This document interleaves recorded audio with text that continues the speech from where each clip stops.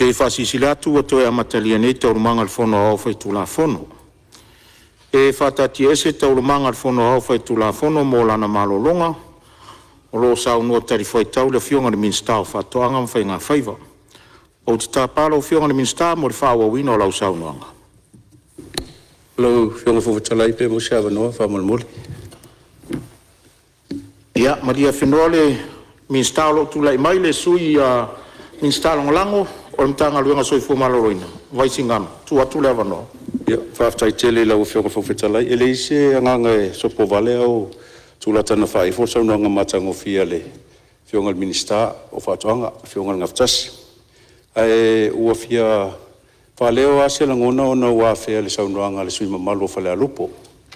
Ia le tūlanga le vaa le masalo e wasaf silingia lo i tū malo. E whaftai ai au walanga. Wa umana tua ai le tūlanga lea. Lau whionga i le minista. Masalo e ato pe ova male masino tūtūre wa ale ngā tai o matou ngā tai whale. Ma whe me ia isolo ai ngā tai o matou. Ia o ngā tai o vaisala. Ia matou e whaasolo mai. E te lela na lafo le taulo le wa ale i whale alupo. Ai pe o le mafuanga e tau a te lele le mtau pule wala ngā e au. Ia wai e leo mai loa pe na sila fia lau a whionga pol malimtanga luenga. Wa me whapea ia e alta tonunga tau na longo fo ia li mwhai pule o i tū malo. Ia e whailoa le soli o lato ngā tai whale i tū langa whapea. Mai se o waa mai whafo. Tau tonu le ese le waa lea mai le waa le na fia isa whata. O waa ia le awa ia le data collection me o marine biologist ma vai ngalo susu e ngā tai whale o awhioanga e mai se fo ia tunu. E pei o le awana le talo e lau whionga. Ta ua tele mo le anga iluma pe ona sau noa le whionga sui malo whale alupo ia. Ma le ngang whalalo whaftai lo whionga whaftalai. Malo whaftai sau noa. Ia o lo tūlai mai le tai o le malo. E lo ta ua tele le longo ina mai am tau pure le mota.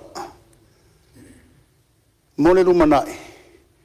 Ta ua tele le tātou whelongo nai.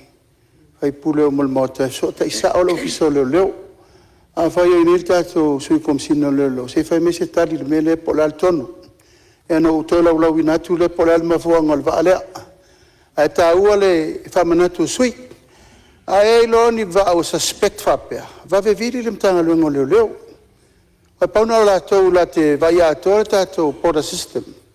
O la tonu le vaalea. A no tau whalongo e ta ua mwele va su e me tau whainga whaiva. Fa fongo mai volta to officially. Se me se tali mere le umar fono, mal fa lolo. Alo whaftai ro whionga le teitai o le malo. O lo tūlai mai le sui o sanga tasi.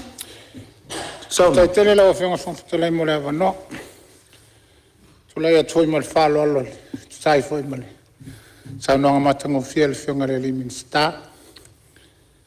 Ia matatu taunu ua i le vae pe o na whapena ona. Ale le foi fina ngalo le mota. Ai wa o te matua langolango ina. Lea o mainga o le va susu e le mai tau. O lea ia isi sao noanga e whapea ina ia la vea toi ma security. Ia e o te talitonu e le o le matafa i tonu na lei o na fuafual whainga malo o ale o mainga o le neva. O le matou ngata i whale o le matai aile al matou fo i tu malo. Pita iane, ia, ua tele o fingota ua sola, ua leo toi maua. Ia tonu o leo ngale o le foi i tua inga va au tātou whalongo te e su e lo ngasa. Ia, poa foi mea e whapena o na maua ai. Ia, ma toi whalelia, ma toi whatupu. Ia ni fingota o whapena o na lelo lo atu. Ma tai ai la tunu. Lona lua o le whautuanga lau a whionga le minista. Sila tuto, ili fausiaina le va. O lea o te vai atu le lipoti. E wha miliona lea le paketi e whahalu. E lea o se tamai tupe le se lene lea le whapena na fau. A fausia lo le va, o lau fautuanga. I e a fio. Ma e sila e ailo na fausiaina. E aua nei tula i mai le mea le na tula i mai fo ile si va. E o mele teimil nei e lo taunu i Samoa. Aisha. Ele me fai na sau le sapo. E oi. Ne te o mane lova. Ele me foi na lulsan. Me la le. E o fautang. Atonu e pe fa ata la fonga le nga. Ia mata tulele ona pe ona sa no le fonga le palmi. To titia umar kapineta le ole a mingal va ale mal va ingol va. Ele paia ingale o umat. Ai o mane le mfina mile va. E tu ilungo le si va. Fatua o meile isamo. Ia malanga fa lo. Malo faafetai, ia faafetai mo fautuanga a le sui o sa fauila vea. La foatu lau fionga minsta, fauau lau saunoa. Ia, faafetai lau fionga de whangwhetarai. Mone awhanoe koe whaauawairia, sakana ngim ka ngaruenga. Ia, mole fuiranga faafetai lau fionga de paipure o sangan kasi, mole whaupuanga. Ia, au ke pole, e loa e o lena umalanga whapikoa lava. Ia, e vai te kako whapeo ngai sa ngoi ia e paefkai moro whaukuanga mat kua lalo, na o whamawinga lo whingaro. Ia, o le vaenga fo i le peonga sa ngoi sui mamalu mai whare arupo, ia whakasema le sui mai vaisingango lua. Ia, le ua sa ngoi fo i le whionga le li panmia, ia mo se li poki ai o le ua o kauri mainga ia singari poki mai ni makanga ruenga whainga whaiva.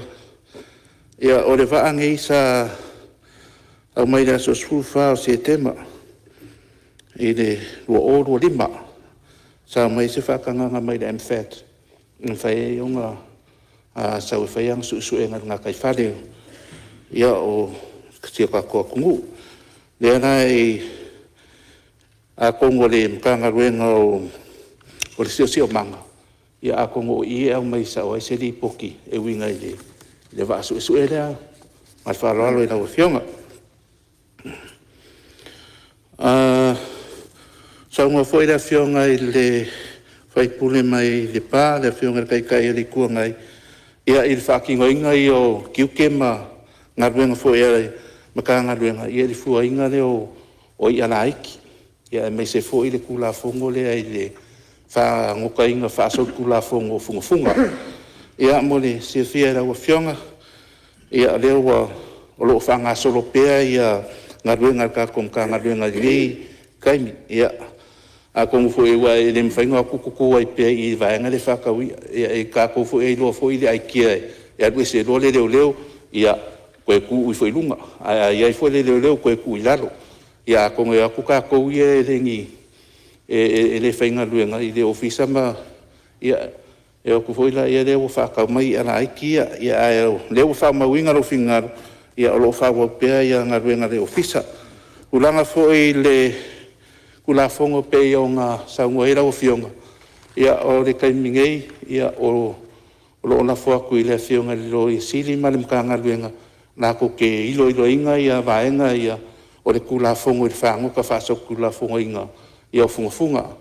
E doa ere i pol masinga e wa kua ngai aku. Ia o lea sa moria mai fo ingisi o ala isainga e ko lua. Ia ua moria mai. Ia ua lako whango ka inga foi. Ia whasot ko la fongo le vaenga le o funga. Ia o lo ka ki ak ngei. Ia i le ko la fongo. Ia awar whanga solongo lem ka upu. Ia o ke roongi si vaenga pe onga sa ngoia sui mamalu. Ia, o fionga, Ia o lo tu lai mai whaula vea le fionga le teitai le tuangai, ma lia lau fionga le ministers, e tu atu le fionga teitai le tuangai. leo sauna foi se tasio sui matua le. O le vaenga le nei whamanui atu le va. Ia, o le memonia ta ua susuenga pe ona sauna iai. Ai taua ina o whamanatu. Nei il tatou va a fo susu e whapea. Nei momua. Ia o le memoni. Sa whai foi mei o te tui o meo atu. Ia on te whaso sola lea. Sia i loai po where me lea e le atu lea. Ia whapena foi la ma atina e lau mei sa whai ale pata. Sa tele ai na whaonga i aile ia le vaa lea pau o le mea no tupu. Na te lea foi tāwhaonga sa whaiai. E le sia sa na aloe ana o le pule o le Australia. E na aloe au ai te le moana sau le 5 maila. Le mea lo taula e le vaa. Na aloe avela na malo o le piskoa malana tene piskoa. E foi mai le vaa. O le se tama piskoa fa me wa ai le malie. E no au ai te ele a foi le 5 maila. O ke le ame au ai uka kai ngā 5 maila. Sa fai ta whaonga whapena na foi taimi. Le lea na sisira tope e na le mai le e le veai e tātou tangata. E tolu loa aso i whafo. E waafoi e tātou whai ave whengalua ngai. Whekangisi loa. Ia na fsili lale mea. O te mnau Tofi aru i whale. Aisa o mai manatu. E mai manatu i le avā. E le mai manatu i le whanau. Lala na lea tau te whiue. E tawanau tātou tangata. E o whango te whiwai aso o. E re whio i whawhono le mena e la vea mai manatu. Ia se i vai ane whailale tātou wā. I te o whau le wā. Ia e o ku whoi kako vaenga mai manatu whoi. O whawhitauri e lo whengai pēm tātou. E whamalo le Lautele. I le whoi vaenga o ngā luenga o la whengai ma la whionga ma le tanga luenga. Ia, malo whaftai. Ia o la ea mo le pae lau whionga le minsta. Ta penanga lo va, ia ta pena mai se vai le mai manatu. Whawau sau noanga lau whionga. Ia, whaftai lau whionga le sui mamaru, lau whionga taitai o le tuangai, mo le whaukuanga. Ia, e roka kai ra whango kai e le mai mangaku. Ia e o ama awera ko kai kōrua i kai le va. Ai, mangako lea wa mai ai a le kelo forsanga wa saungo e ai whamamlama foi lau whionga le Palemene. Ia i vaenga peonga mai kauku peonga iai. O le sia o ngā le vaange i o po le whalalaka ia. Ia o le kasi lea au ngā kako ofisa o whai ngā whaiva o lo whakingo mo le kaimingei. O le mo le sira whea ka e le malo o Palemene. Ia o lo o haiange ia le kako mkanga luenga se kasi o whafango kai. Ia se kasi whi o kamari i kai i le whalia. Ia e whai as kaunka. Ia maua fo e li poki pe nguna mai. Ia e valu se lau 5 sefuru le kula. Ia a whai e sefuru 2 sefuru whai kula e malanga i rewa. Ia o le au whai whaunga le kuper ka maro e kukong. A le whai wa ale e kukong. Ia po i ngā le kilo iai le mkanga luenga. Ia le whakingo ingo ngā luenga ia. Ia au ale e kakao inga i o pola. O pole whalalaka ia. Ia au ale maua peo le. Makai aile al kako kungu oia. Ia a vea fōninga vangoa e momori a koerea nganga o le nganga se kualalo fo ima se whaukuanga i mamaru al au whaiwhaiva. O e fo i o loo whangoka i lungo o sami ma a penganga la ko whangoka inga i ngā kaifari. Mo whaima nā kōrea mi ole o le aku ka kipi a pole ia. Ia mwhaka whea. O se kualalo ia ma se kaukau le mau ar ngei mkanga ruenga se ia no whange ia o leo ngā o pole ia inga ia whawhaingo fie o ngā whaia ia whamukanga i rungo lo ngā san ma leo ngā pole ia le umeanga waku whangoka koe fo i mai ia peka iange wa aru waku fo isi au whaiwhaiwa ia wa kaula i waa ma makusi aru ngā ia wa ka kipi fo i mwhaaleanga ia lea na mamau fo i ngā le aru le ia maumi e fo i o ngā iwa ai kai. Ia o ngā le maua le o kako polengi ua mai maua i le whare anga inga. Ia o ngā o mai lea kako masingi aisa. Nau whionga i le whongwhekalai. Ia e o ngō masingi aisa. Ia o leo whamui moe. Ia e o kainga mai. Siapa noa? Ia, o lo iei whau la vea i lau sau noanga lo whionga minsta la atu i sui o alipata i tu pai lalo. Aftai. Ia, nani whaawela vea tō tau whamai alau launga na wafionga ne, minister. Ia e o tō tūla ia tō maranganga tō mūri whaaloalo. I pa u ia oe ia, nai vaenga na whi maramala mai ia.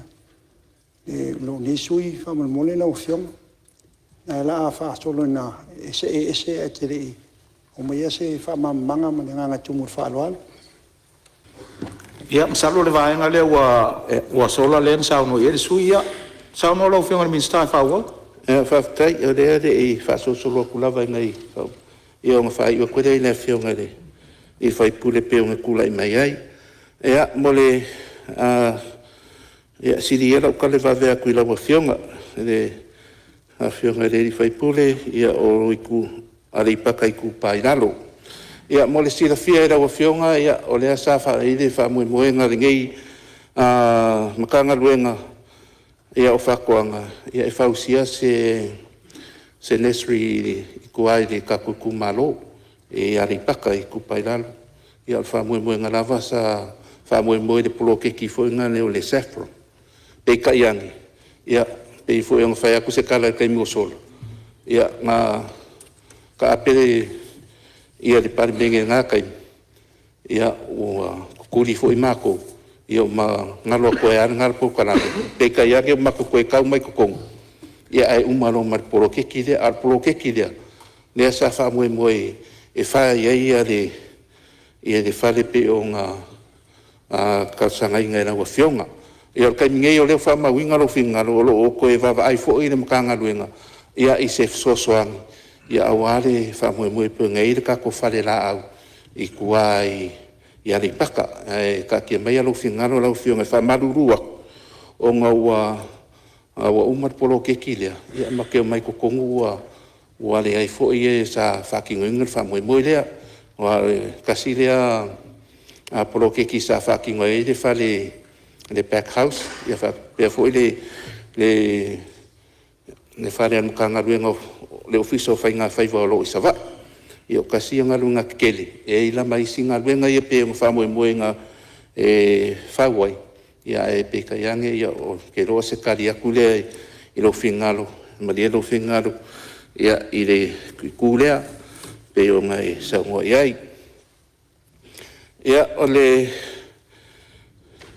nga pe o nga sa ngo i le fai pule si umu le sa ka sa ngai ngi mo li fai lo ilo ia mo le na ko ngā kai whale. Ia or kai mingei, ia o lo karsangai ngai le ofisa o whai ngā whaiva. Ia ngā mua li o le awa, a wāre sanga le mua ka ko au whai adia, i le anga e mai rea i ko kongo le awa. Ia pia pongi sa foi, ia e mai se pia le anga le kau. O lo ngā lua so kau awai, le mkanga ruenga le spa. Ia a wāre o kai ngā mai o ia mo li. Ia mo le kai mingei. Ia na wa fionga i le whongwhekalai, ia mangako le paulea se wholesanga ngim ka ngā ruenga, ia e kakalua kui fo i le. Pa ia mamalu o kaping o le Palemene, ia e meise ia sui mamalu uma. Ia ai lava se mangaonga, ia po se sosoang foi. Ar ngim ka ngā ruenga mo lau whakuanga, e meise o whainga whaiva, ia o lo makala pere ofisa. A ngei ia e meise ia le pulisiri mamalu o ka ngā ruenga. Ia e su mai foi ma whaailo mai vaenga uma. Ia e peo nga mga mia. E me se foi le mamalu lau foi whaiva le au whaifakoanga uma le kakoa kungu o e foi o lo mga mia le so soange ngei mkanga ruenga. Ia lo makara pere whaikakoa. Ia mo le mamalu le kako a kungu. Ia o nga o mai leo se whamakalanga lau a whionga le whangawhikarai. Ia e koe whia muri a kule anga ngat whawhikai. Ma whamalo i le whionga le kamakai pulsirio le mkanga ruenga whakuanga whainga whaiva. Ia kai ngangi fo e a le sunga i le pulsirio le wharapukonga susuenga whaasai ngisi o Samoa. Ia pia fo i le pulenga ma mkanga ruenga. Whawhikai mo le ngā ruenga, whawhikai mo le langolango sua. Ia i rongi whakau whapia fo i le whionga i le mingis kānang lango. Malo ka karo. Ka whakai mo ngā ruenga uma. E mai se le kumai o kau au. Ka koke ngā ruru e whakasi. Ia o le mākakaro. Ia anga le rei le kua. mo pero ko malosi o le poko ia mana kamai o le sira fia foi maliloa ia war haki ngoinga ko ngaruenga ma ia fama ia kele le ku ia ke ko ia o la ufionga le fonga fekalai ia ngo o mai le manga o ngasi ku malo na ufionga ia ko na ufionga le minskao ngaruenga kele an ka ku malo ia ngako ele kau se lua ku ila ufionga ia o la ufionga fo io se kasi o kapa au o ngingu man ngai ku malo o le kamai e kasi no nga fa ia Samoa ia o kama fo inga sa lau fa ia ku mua na wa fionga nga kasi lau fionga fu maongo la uli al mane ko nga kolo nga fa wa kau ni singa yo ka kalu mar ka sanga ngai ku malo fa le ali ngu mera lua ia se ia lo fa ngia a wala nga lue ia a se ka ku malo ia na o ku la i mai loa ma u fa le mai Palemene ia o le pese ange o le ka ke pese ia o awala ngā lue o ngā ua loa foi kausanga ia o polonga singe ingu ia i le kamawhainga o awala ngā lue ai ai le karikongunga o lo ngai sui a mai au ngā whai awala ngā lue ngai ia o le ake le se fisosoangi an ngai kumalo ia mo le kamau a ingo se o kako a kungu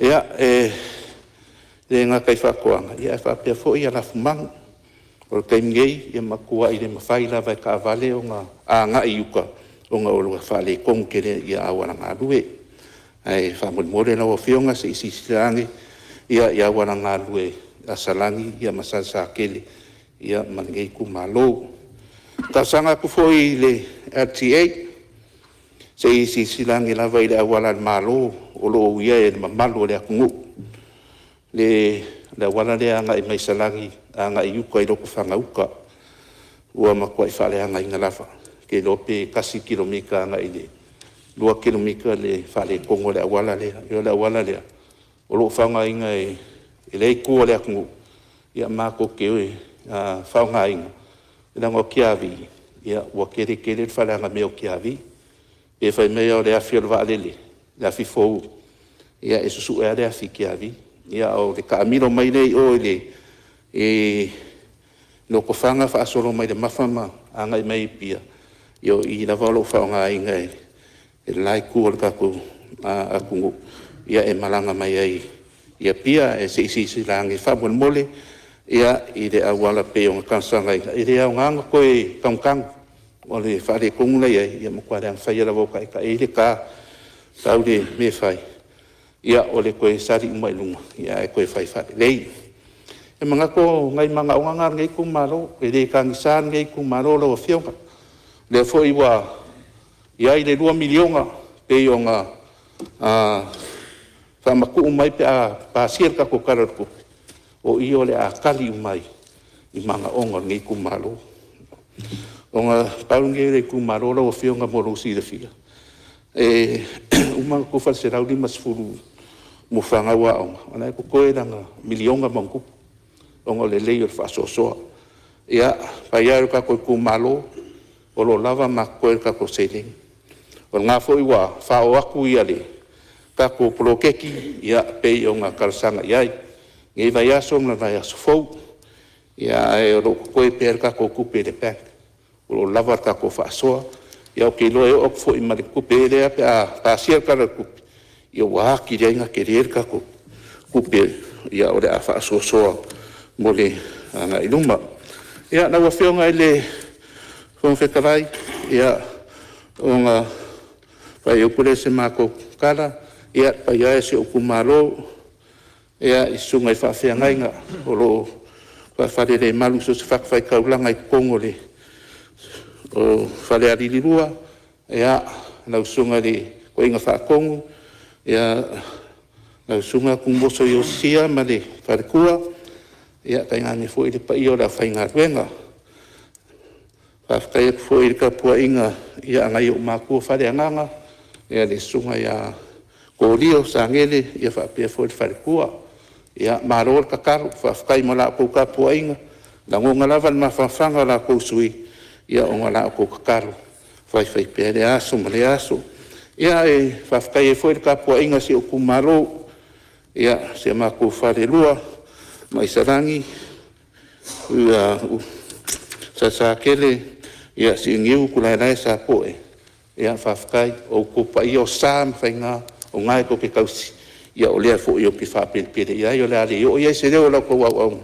ia whafkai mo la ko ka po inga ia wa e man manguia fai wa la ko fai pule ia i nge ia fiafi ia fa manguia kele le ku nge ia fiafi ia anga le le ku ia i la ko ka po inga whafkai fo i ka po inga se o kumalo fa le alili ia fiola ngafa ma la lo ngofo ku la fale ia malika wanga ese ia fa le alili ka ko ka fai ka kalo pea ia mole ngase malo ia i le uso ia ko lupe po semo ia fenga e foi ia ma fam singa ni kaimi ia o karo ile ko ia no fangia no fa moi ia anga lele ko ila o fenga ile fo fe kalai mo pea ia so finalo ia wa foi fenga e ma ki ke fai ia wa ia ka ko fo usu anga lele ko ila o fenga ile i parmia so i parmia fenga ka pinge kamari malu ni skala lang e fa pe fo de lai ku la fionga tai kai re ko ngai su tai ka e masui ma mal umol palne e me se ia fa lunga mpanga luenga ia msa mo popo ia mangia ngia fiafi so fu mai ngia ia malo faftai ia or faftai molia tunu fo ta pena le ta pena fa finito anga tulo ngana lo fionga minsta ili faingo fie fol mtanga luenga lo e ngalue ai ia wan mtanga luenga su e ai fonga tau mafa o tato watunu ia ai mai se foi onisi vaenga a war tau sia so i fu maloloina fa malo ta pena fa malolo on sa ilu tau mtanga luenga ia fa malo tu foi office sili ia mai se mtanga luenga fa to anga mfainga fa malo ngalu lue puno wa e tau tuaina o tato malo fa manuia la ofionga ni mista ma le mista lango e male lava lor mtanga luenga eu tau te tau ave awasa mo male lufi no te mau ainga ia wata tau se mai ile mtanga luenga o talonga mahalanga o male fia o tangata ia tulai maia saunoa tu savaenga na langa ai fina ngalo le mota ile mtanga luenga malonga falor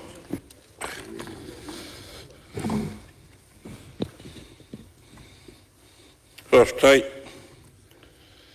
ia maria ia e lo loto upu ma faufonga o lo loto le lie lo papa mo lo Fonotaga na te tongi o laina o fionga fo talai o te moa i fatulo watu le fio mai o lo fionga e fonga fon faftai mo le fafoina o le fono uso o le Palemene mo le nei lua vaiaso ma lo le tele fatulo watu i lau fionga i le li parmia o le taitai o le malo fio lau fionga i le sui parmia ma le pai o le inga kapenet lo watu i lau fionga sui fonga ftalai ma le pai o mista lango fio mai lau fionga le taitai sui taitai o le tuangai ma le pai o le nai tua le mauta faftai le tua ai lava ua lua fafonga mai lau fionga le taitai ma le sui taitai ua mai le fasolonga le au matutua o le kapeneta ia lea ua lua au wai fatasi le fiafi ma alo le onsai taritonu taofi le ia fea ni nei mtangaluenga ni lofi nangalu ai le sili lava le tai lo le tapua a fior pai o falulunga mtangaluenga ai mese o fala po tonga tu maoti le tato malo fatulo watu le tapua inga mamalu Samoa lo a fio malala mai le lai tuan maot tulo watu ila usunga le fai tusi ai mese le sui fai lautus o tupu mai man mamalu le official fono au fai tu la fono lau whionga whangwhitalai, whāturo atu le tapo inga le au mamalu le tato malo. Le whionga le tui maleri whano wa le toa swala uvi lua ma le masofu. Ai are tapo inga le sase tonu. Whionga le sui ar whono sui Tofia. Mo lato masofu mo whalitua. Whiona wa whionga le whamsin sini. Ali ma tamaitai ar whamsinonga mawalunga. Whātuna watu ina wa whionga presidente, a whionga sui presidente, a whionga presidente lango, a whionga ili ma tamaitai ar whamsinonga whanuma swafa. A whiona pai o li ma tamaitai whamsino ar whamsinonga whai tumalo. Lo watu ina wa whionga na ofisini, ma le pai o ar whamsinonga. Whāturo watu le tāpua inga tatalo. Tai o e kālesia kēru sanu I Samoa ma tunua mamao. Ai arpa I o lau whainga ruenga le tala le lei. Lo ngā lulua e so se tovine. Le ngata I Samoa nei au a tunua mamao. Tulou na lava. O le paia lava lea awa le awhia wainga ma o lato tama. O tama ma o lato wainga o le usonga ia tu mua mapule. Tu au ma la tau ainga le tai ma le waa o fonti. Lau whionga le whangwhitalai. Whātula watu le tapua inga na yo tato uso I sai. O le whainga māloa tutuila ma manu. Le whiona wa whionga le kovana ma le lutena kovana. Whiona wa whionga le whangwhitalai. Ma sui ma malu le Palemene. Whiona wa whionga le presidente senate. Ma sui ma malu le maota mawalunga. Sulau sunga le whailau tusa ma taupu tau Samoa. A whiona wa whionga le whamasina sini ma le whamasinonga. O le paia lava lea awa le whio whanaka fulu. Sua ma le vai whanua. O whawha mai tūlangi. I tu au ma la taua. Sa ole ma le lau niu na sailua. Whāturo watu le tapua inga le mautu sa. Awa le whio le la au na amutas. A whio whatui ma toto. Ma le mamalu ia te oe le manua teli. O paia ia Samoa. Ma I lava le tai sama se ia pa ia Philip Purtu. Na I ite ai manua malo. Na whionga le whanwhitai. I le nganga whanwhitai. Na whionga le mistalango langor toto o vailoa. Lau sunga lo fisini. O le sa whaia langa le tō masanga ma le pai o le tanga ruenga o talonga. Alanga oa mo fia tangata. Tapu ai mai. O le au ra au fitalai. Whaleo se langona ma tanga ruenga. Inisio ma ta upu sa langa e sui ma malu o le Palemene. Lau whenga whangfitalai. I le tū whātasinga. Malao au te tele o whina ngalo sui mamalu. Nā whia aine nei mtanga ruenga. O nā tāla sanga mo se whia whalelei o malai. O malai tālo. Ai mei se whai o malai o aonga.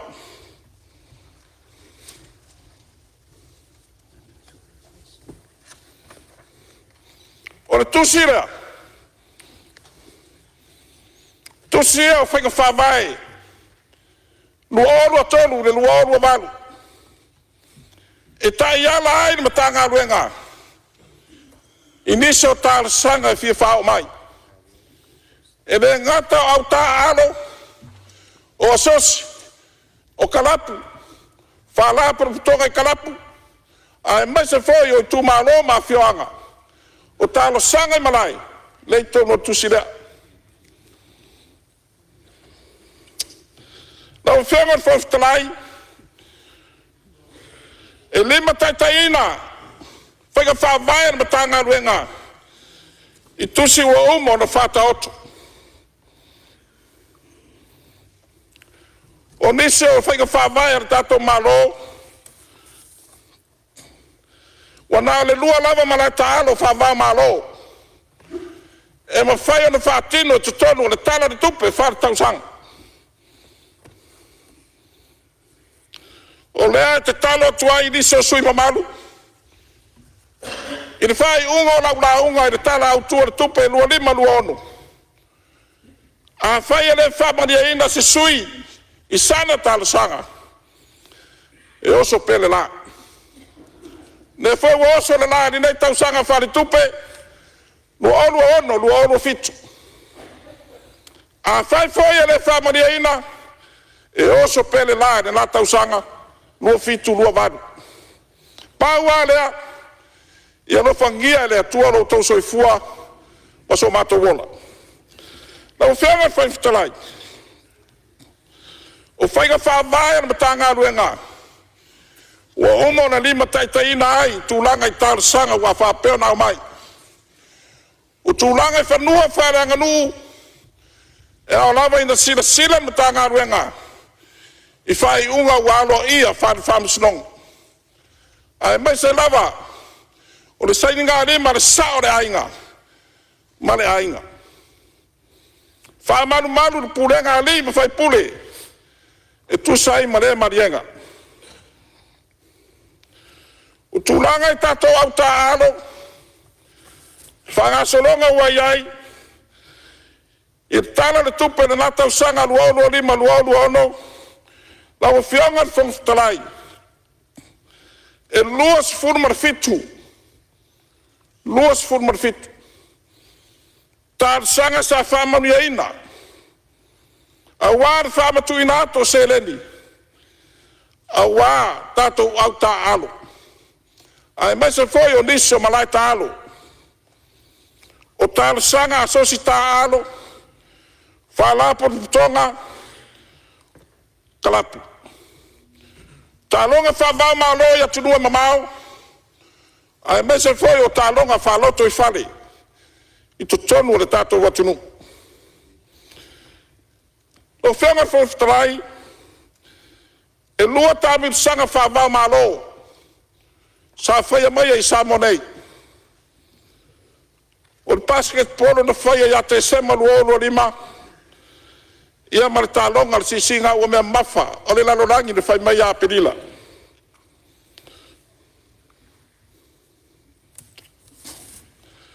O nei tau sia neonga uma. E tusa ma le limas furma le lua pine aulo. Na mauai. Tons furma le ono pine siliva.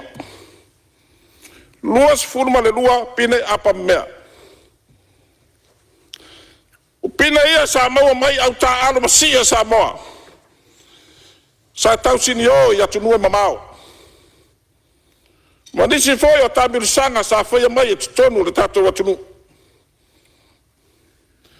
Na o whianga le whongtalai. Wa iai le finangalo le tatou malo. O se taimena masina foa iulai. Le a whai ai se sauninga alo ia. E tau a awa toi pine aulo. Mo I la tau sa whamonia ina I pine aulo. Whatase ai ma se whamaunianga tau tupe. Tere tau sanga walu. E lei toi alo ia. Aore sila malo. O le whailonga lea o le alo ia. Ma le amana ia. O le tau ti ngā ma le afu liringi. O ana tama whanau. O lo whai ma ave fua sa moa ia tunua mamao. Na o whianga whawhtrai. Mo le sila fia ni nei Palemene. Ai mese se whawhonga tapu ai mai a Samoa. O nisi nei o vaenga. O lo i lalo le nei mtanga ruenga. O le whamata ngau fia ina. Tūlanga le tātou taulanga. Pēnau tau sila fia. Fonga fono. Ia. Maria whengoa le whinangalo le minsta. Ia. Mo le launga mata. Alo, ia ni sui lo whau la vea whara tuto. To inga si fonga ia te mini la fia fili. Alo, whaftai lau fionga. Whaftai o lea o mautinoa le whailonga ia o tupe ia mona e tato au sisi. Alo fisili lau fionga. Pe la avea ila mona i sui talonga. Ia, malisi vayanga. Lau tusi lena whali mai lau fionga. Wha mole si ia oi maina i kopi mo mato. O lea mato te fia maua. Ona le mato te leo leo whaini au whaingata i ala whapena. O nai soi mai fiutu. Arono winga ele isikusi. Wha mole. Pea maua lewa noa. Raftai. Ia, manato leo maua le leima lava le fionga le minsta. Ia, sulai maia. Raftai. Tai mo le whai la whawila vea le fionga le sui mamad. Tu la fontu mau e. Se vagana lava ia. Vaenga wa afia i lau saunon. Ia mto am whaila on tariak. Me le wha maruru atu le sui. E le ia afia. Ta upu lea e tu sai mo lau finangalo. O le walua o paya inga le Palemene. O fai fosi no matua le Palemene. Mele. La o fionga le fofutalai. O le kako malai le in malai fatu pak. Ai mai se foi o le. Paenga le inga kai fo le. Falun malo le Princess Cup. Pak. Wa tam fai le tato malo. Fa wai nei faleo. Faleo e mapu mai ai le mamalo le atunu. Mai tua. Ai mai se foi la to e fata fa wai fanau. No iai foi me malai ta alo. Mo meu swing. Awa mai tawina. Ia wa tele na fa tot. Fala pis. Ai mai se foi. O vanga ele fontalai o se tau. Ia. Fai fosi na malo longa le minsta. Ia, tu atu le vano lo fionga te tai lo itu ngai o lo e whau la vea. Ona o nei sa o pole ai le tulanga in ia lava tupe mo tatou atinai. Ese alo fua taua atinai ia moa onga mai se malai. Ole o te langona. Ole finangalo ale o sui. E fia ilo tonua po le ali teimi e fatino ai ia lato malai. Mo ta longa whanau e me se la kapia onga tamaiti. Lewa e saunoa. E oso pele la. A le mele mana o iai ia whaipule. E fia lo tonu po fe tonu la ma le teimi o soi le la. E ona whaiei leo le lato malai. Se whapule mole la. O fe tonu le la oso e whaiei le malai o lea whaipule. Malai o lea whaipule. E te reo whaatata la whonga le mtau pulea. La ngai tau malai. Mo whanau aonga. O fea tonu la le la oso ai ia le la e fea ele malai o suia sa tau sangatu. Ia, la tua tu lo fionga le minsta. Ia o taimi o malai pe ona e sauno iai. Ia. Lo fionga le fofutalai. Tasi foi le sui e le ia feri nei mtanga ruenga e sono finangalo. Ia le autali atu ia le anga whaitara ma whenga iai. Bevi fasa. O le fionga le taitai o le tuangai. Ia, lala tali mai le O le minsta. taime o so le la. Pe o le saunoa le sunga le whailau tusi o le nava ainga whai. Se longa e sui le meo so mai le la foto a parmia lau. Ia, o le kaiminea lau o fionga le kaikai o le kuangai. Ia, o leo mamlama. Waftai. O tau mai sa mana na o whai to malai. Iri whai ko malai. Ele miskarea. Ia, malo. Ia, o le vai la au le lei foi le fai batatu to e langa lewa. Fai si lewa le fiafi. Tu atu lewa no le fionga le minsta o ta longa malanga o fiafia. Tangata. Waftai. Pe ona whafonga mai. O le finangalo tato malo. Ua nā malai whaavau malo, ave iei sosoana. Po se whataitainga o whasale reanga. Tasin malai whaavau malo lo iwa. Le tua tane, le ua fuafua le malai whaavau malo e toi whaiwai po uri. Le tua sau, o lo iai malai whale alupo. Ia whatasi ai ma le tū lei palau lima. Sadenga. Ia o lo fuafua le malai o sapatea. Ia e pe o le kūlea e lau fionga i le whongwhtalai. Malai ia o lo sila iai le tātou malo. A o malai o whalaong. Lo awa noa tātou whono whawai. Tarasanga iai. Mose fsoswani. Ia e mese foi o le sio mia le se pā. E pe o tū ia lau fionga le whongwhtalai. I tu sai ma le finangalu au mai. Ia wāri whalelei o tātou malai tālo. O le tūlanga peona iai ia i le pakale malai whatu, lau whionga le whonfutalai, ta tālo tūlawa maleanganga whaloalo le pa i o le atunu. Lo ta tāla lewa noa e whaongaina i o tātou whaleo. A maea on tau whaongaina i tau saminga, a me se foi o malo longa. O ta pena foi, mai atu le pa i o le mauta, maenga e la fua iai le lapis. O tātou tau penga, e rei a tose vai aso a leanga tau penga. Mo le whawhongwhonga mai e sa moa i lau whionga le whongwhtalai, o nā whanau. Lima tau sanga i lalo, e mawhai o na whatanga ng tā alo ai, whalua i tau penga.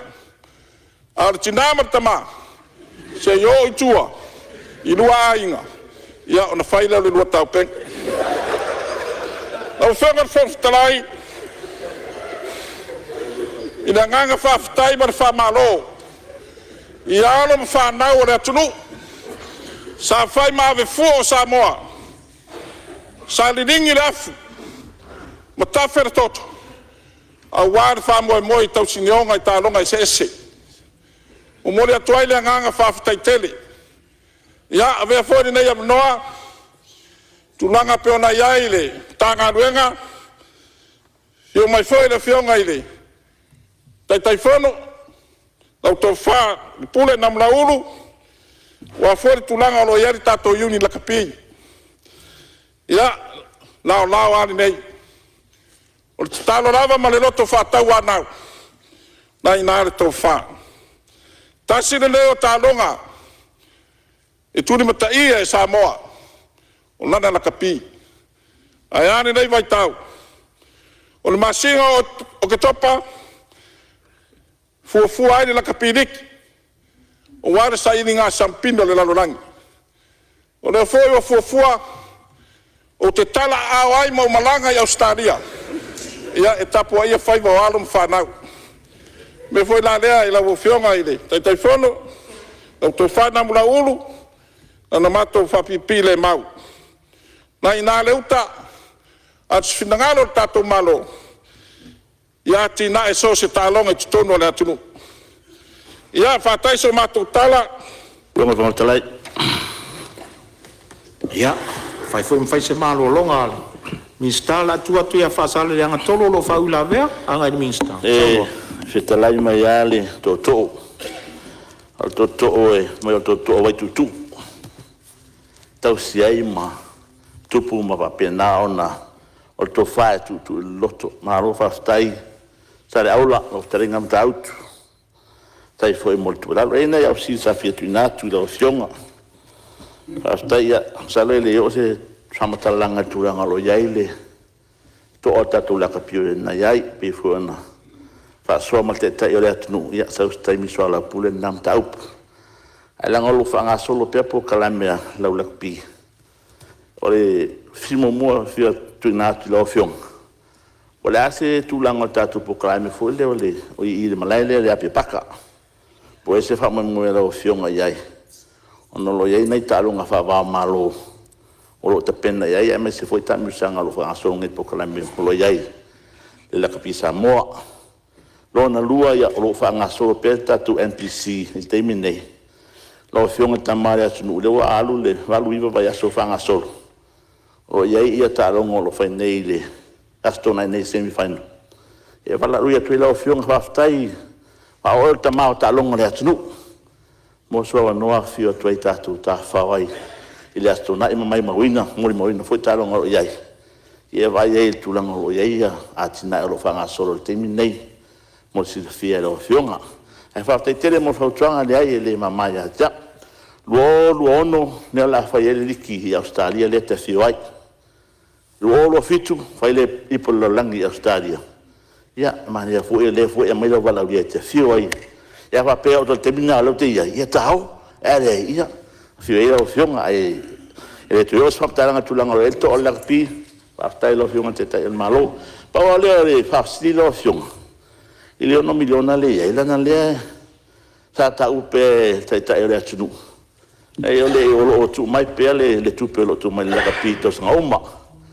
Ia sa o tau whai sa ilian nafi. Ia pai o luo whare sa ngate tupe sa mai malo. Masalo por suia inga matanga luenga. Na sa masani na mai ofisa wa aunga. Ia leo fawula matanga luenga. Si tanga i whaila o whiunga patonu e se meo.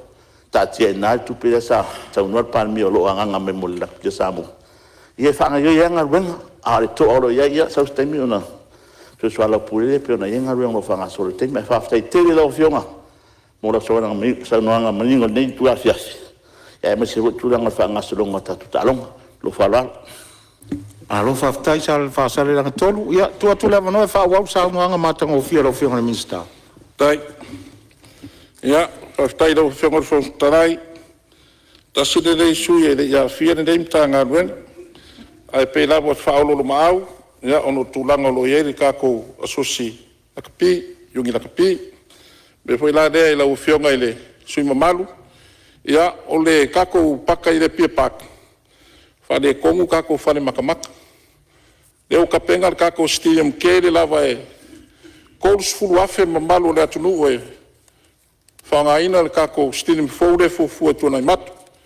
Ia, msalo lava e. Eo a e whai ungo ni nei pai a inga. Ia, ua sila fōi le pai o ni nei maota ni nei whamoe moe. Au whiunga le whanfutalai. Ia, e le tele se. Ia, o lo tula i mai a whale alupo. Ia, tu atu le avanoa. Siringi ai le whiunga le minister o le tālonga. Taila, ne i siringia sa o, ta uela o. Tau talanga lau whiunga le minister. Le tamwhaile wha le leia lava ta toi tua tālonga. Ano no whalonga tua e ta ua wha pe. Wau mutu e whale tonu au le tua whaongaina le stadium le Apia Park. E loa fo, e wai longa o mai. Ia, pēna uwa pēr te lalangi a toa i loa alo malai le whaongaina in tālonga international. Le Apia Park, le a mai se laka pi. A lau ta oa wha pēr e le o mwhayon whaongaina. Au e ta ua wha ona i se stadium fo e whai i tuana i mātul whesili. E o i se whina ngalo e tau mwhai e tu e whaile stadium le Apia Park wha malmole. Ona e ta ua i o malai lea, e so atuai au e ilo ua wanoa. E pe nā fo i malai tenisi. Malai tenisi fo i o te tau na wha leina. Tas fo i le ta alonga e whai atu le rep le nei sa, le masuyo sa mo le ta alonga nei o le tenisi silver medalist. Ai va ai man fa no foi wa mata na ri lalo e malai le la se fina ngalo le malo fi la va ono e nei ala Apia Park la va o fa il malai soka ma nei foi a matua e fa man mole ia pe fina ngalo le malo e a tina e le pele Apia Park to e faile stadium na ona taua ma fa la va ai a one so na al voltu pe stadium fo lo o matanga e sa mo ono la Apia Park stadium. Paloa lava, tai la kau. Ia, o malai ta alo le anu liu o le tula i mara te whare alupo. Ia o lo tula i mara te tai malo, tu atu lava noa sei. Sosoni atu i le whiunga le minister tālonga. O le tātou stadium o le Apia Park. O le tātou main stadium lea. Le watausanga, tātou iei uma mai ai la matanga tu ngaso whanua, la kapi, soka mea uma sa whai i. Peitai. Ua saule li poti na I whale fau ia na amata na fausia el tasiva varu tolu I no whai mesa Pacific Gaming nei. Ma isi tātou ua leo to sefe. Ma sa meli poti e la to quantity surveyor. E te tau ona toi whaafau uma fale matamata le tu I sifo o le malai. A le vai mamau al tatou malo, le tatou stadium le Apia Park, e le o atoa le measurement, mo ta longa whaavao malo le lakapik. Na e tō sisira mai, e au na sikoa tamai lungo le track o le athletics. Ono le tūlanga la leo, la lava se mea na maua le nāteng, na whao ngai lava le tatou Apia Park. I le vai mamau la mo le lumanai, ua umana whatala noa, ma le malo le uofo ina maile lato sosoani. Ua tatau na whausia Seisi Stadium, internationally standard stadium, ale malo, I tūna I mato. O le la ua whaasolo I tala noanga, whaifeu tana inga le whaasful mon tupu eka le uwhatatia. E whausia ai se stadium te le ila lorifo, e le ila lorifo. O le tōrusfuru wafe tangata, tau au whailunga. Ma ua matua tapena, e fua atoa malaila ka pi e lava. Full size playing field. Ina ia ua la nei toa tūlai mai le wale, ua ngata le tātou tau mawhai Apia Park, e re whainto extend le malai. Te lovo ina si le fia e la tau tālo la ka pi. Ia, ua tau lon tātou tiro, e le si whainga fau mo le lumanai, ina ia wha wau pea. Ai, o le tau tinonga le malo, e le tia ia Apia Park. E te tau lava o na whaauau le whausiaina ma le whaare lei o whale matamata la iei. E ia isi e tātou tā longa e whao ngai lava. A le vai ma mau whaavau malo, sisi loto. E le o mawhai o na whai mai tā longa le moana Pasifika i nei. O na tūlanga ia. E le o iei se tātou international stadium le lei. E a tō le whai numela o le saiso malaya. E ma me whapena, ia matulanga fo I o whale matamata, ia o le mea lava lan tātou tau mawhai mai ai. Le ia tātou whale matamata ia le iei temiri nei. Al fufuanga leu whatatia le fionga le minsta, ma sui minsta ma le tanga luenga. It's a full size stadium. Le laita pena mo temiri nei. E ol whapolea, te lo lava le whaintu la fo ia la fo me ia tul soka iai. Ia mwha ua wai pele maintenance ina ia mau pea banoa. Ma tūlanga la le ia ona I tasi se tātou no whaanga I whaita alonga te tele. Ia maua pea ma whao ngā pele. Tātou Apia Park, o sosoni atu lele. Siri sui. Alo whaftai so mai lo fionga I le tai il malo. Ia tu atu pele avano lo fionga le mista whao alo saunga. Whaftai. Pau nei o sui sa. A mai o lato finangalo malangani si o vaenga fia whadileia. Ia, leua mai ona o tari atu iai. A vere nei avanoa I lo fionga le Fonotaga. Ia, e le tele. Nau ni nai tarsanga la iti lava mo se o tu malo. Ia, la fui whafonga tapo ai mai nei a fiafi. No fionga I le mista o ngā luenga, no fionga le li Palemene. No tu lai mai loa I le lua olua tasi. O la unga loa ia se tema. Fono mua an Palemene. Lea wala lea lo iai le whaka le aso sfulma le lua Februari le lua o. Tu lai mai sesi o tamali ua walau iai le atu. Vem minsta o ngā luenga le nawa I tau. E o mari taimini nei. Ia e lei mawhai o na sopo lea wala. Ai sa o tutui le minsta taruai. Ia ai pe e soi ma whape mai. O le toi au ngāre nā whaka. Ia, lau a whionga whonga whatalai. O le tali le wa mai e le atua. Mo le sira fia. O le tia konto ina le talsang. A le whaia. Ia, na le o tāri anga ia whapea. Lau a whionga whonga whatalai. Le awala le kolisi le tōtane. Lau a whionga I le Palemene. O sua le konkalake. Wha omo whapela. Na wala le ia vao le aluako e kau vai poudu. Ia ma siau karingalu. Karingalu le I le. Me sa iet whare mai kuai whangamalo. Me sa iei sake le hale anga I kai. Ar kai miringe. Koe lua mika. A wala kere lo.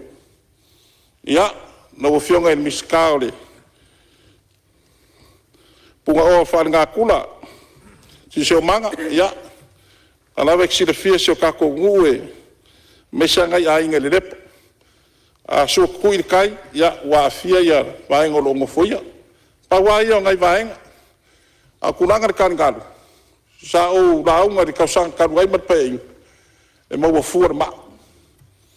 E maua fua ma. Wa wale nga masingi mavaenga. Ia ala u fai e maua fua ma.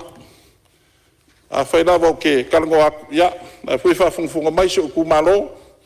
Ia il kulanga le fausia mo nge ya kinga. Ia nga fa leo le nga fa fkaikele na u fionga funga ia mo le kapua inga se ku malo. Nga e o maunga mu mela lua. Ya maka kula vai fongo kangu ma ke kelem kauku. Me se foi si linga fa fa maoi. Malae ya vao kula nga. Malo amaka se paia pungale. Ya. Fa malo fa ftai. E makua lava ku I far korpai fa malo ku vai kuku. Pa ia na sa pesta mo ko mapu. Fa leiva mo malum kauku le malu fa malo ma fa malungo malo. Fio maiava su matai. Kai la ko fadi ka mo ngoa. Mana malu ya sa korpai. Malo ta pua. Af kai kalu. O fio ma fonftlai. Anga faftai tapua inga la fainga luenga kofi de kua. Sunga fai lau tusi o pulenga. Lau sunga sala amat fartua. Pa ia lau fainga luenga I sunga I fafenga inga fartua. Fionga tau simtanga luenga sunga I kop. Fionga ti akono, fionga pekiriaka. Faftai talo. Faftai mo fautuanga. Ti mainga yo mai, ma lota pua. Ia, e le whangaloina. Le tapua inga te talo le tu whale o tamao le neim tanga luenga le tu tane. Na ufionga le taitai fono, o le kale sia e whakasai sa moa matunu e mao, la usunga le toina tau irili, fo le tua ia to vale o pulenga nganga e maunga. La usunga pinelu, o le whaletua ia se atata, sunga le toina ma le pulenga nganga I formau. Lau sunga le toina le pulenga le tua sau. Lau sunga le tamafa tono no tanga luenga le tua tane. Lau sunga muia se wala. O le whaletua ia ti resa ma le pa iyo le pulenga. Whaftai mo tar sanga. Whaftai mo tapuaing. Whaftai talo. Lau whionga le whangftalai. I le whangaloina. Tapua inga le lau o tamao le kalesia.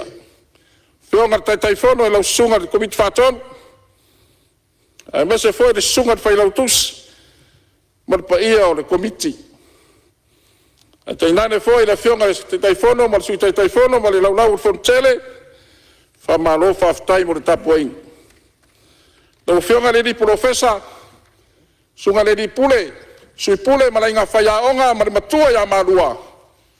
Whamalo whaftai. Pa ia koris whawhaiwhau. Piula. Koris whawhaiwhau I momoa. Koris whawhaiwhau tofua. Maniso e kalesia. Whaftai mo le tapua inga. Whawhitai te talo. Tu tapua inga ma talo wata I tai o Samoa. Mau waile malos. Lau whionga whangftalai. Na nai whai mai senga laiti. A matanga le masina le nei. Ia ua talai ai o ftau. O se tase o toina o le kalesia VOC. O le lupe whalele a wale fio to paau ma le tuia ana. So ai le langi ma alo tama le langi. Te nane fōri pa ia a wale toa iwa ma la uftalenga le pia. O oi o le tūmua. Sa whalele. Manga lue le nei nua ma tautu. Lewa wala au le atua. Ma longa lue. Lau sunga le toina siaki umanga. Whaftai a wale fe au whale anganga. Tono le nei nu. Whamawhanawhana le atua le whale tua ia salu ma le nofo alo. Ia meso le pa iyo le karisia. I le taimi nei lau whionga le whangftalai.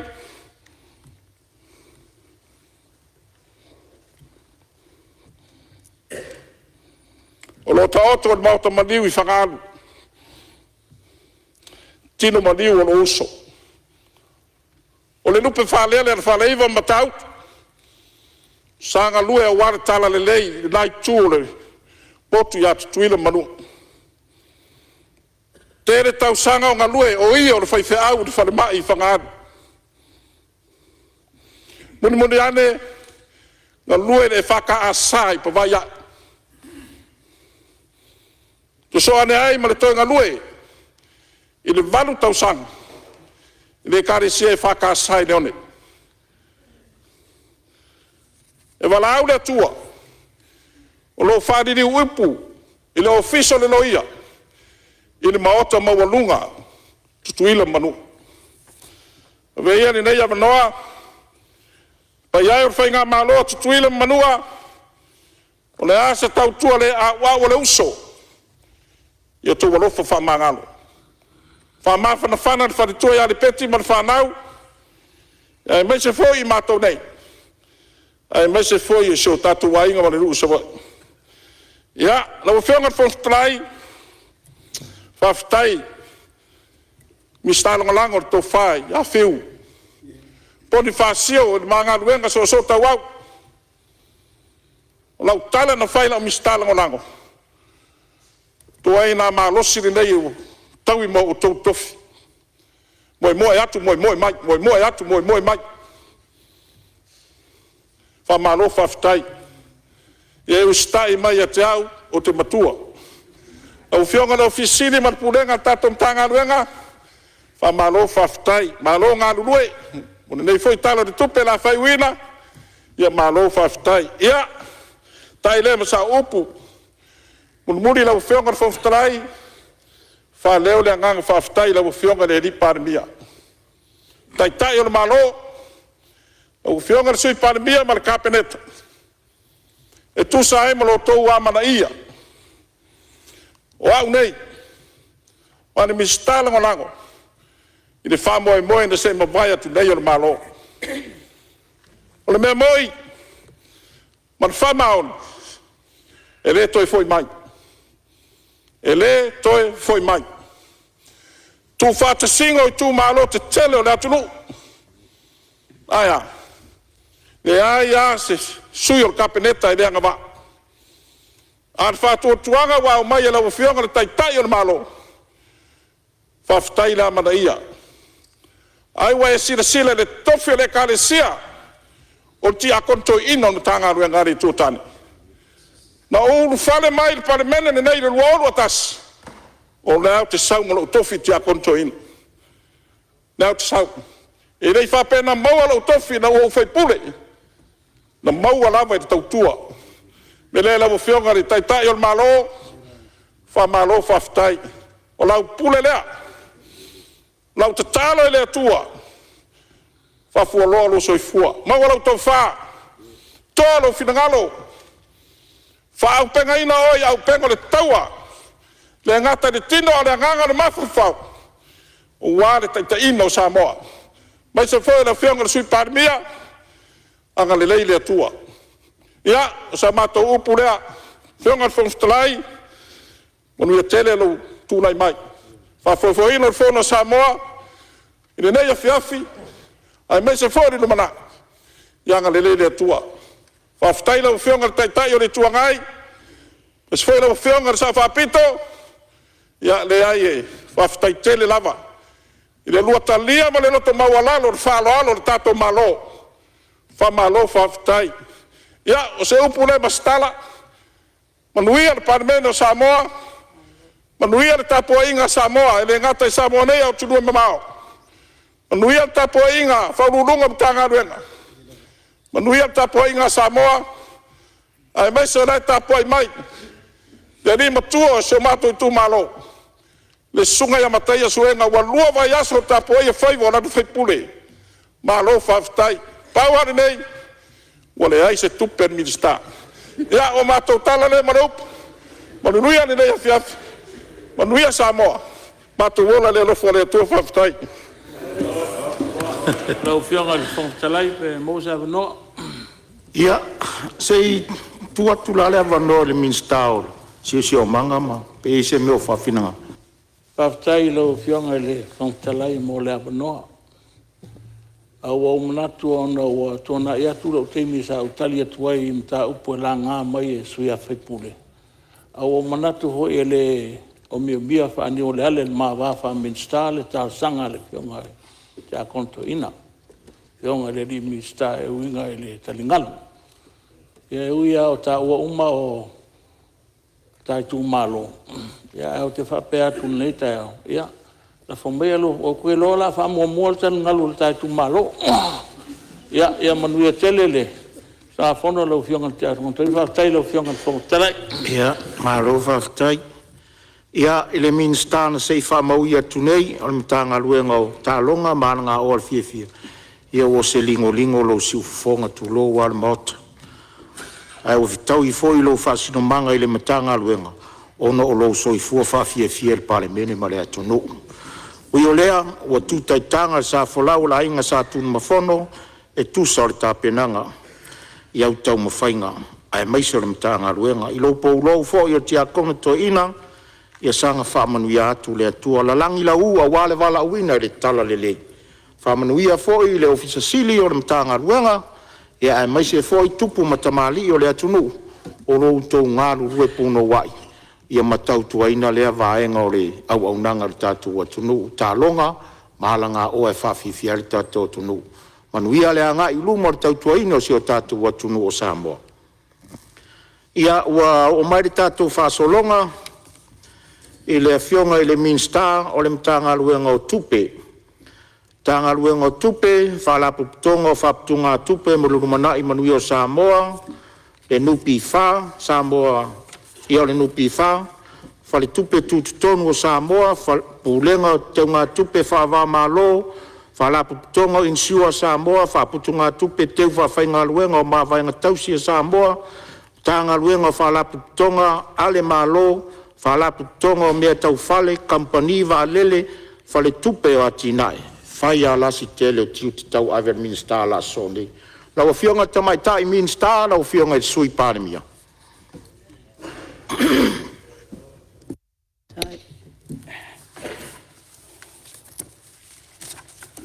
Whaftai lau fionga I le whonga petalai. Mai tau atu fōi ua pasolo into neva le pō. Ai o lo mai tau ma le tutoa. O lo whapena o na tapua ia tea. Le whono usu al tātou atu no. Ai o tele ia sā mautufia le vai. Na mamo o iai le tu ia tua I munu u ma sepola taemo. E mua o na o whapoipoi la autu vanu I o pa ia mau sā. Au ao lele o papa e tia I ulpanga. Wa atoa fo I tia o tau tianga. Wa sila sa anga lupe o le tai au. Wa sani whaamanuao, le whesila whainga.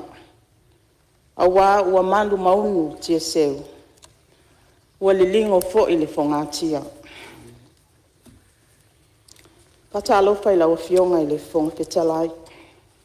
E ui lava I na watu neva le pō. Lawa fionga le sui whonga petalai.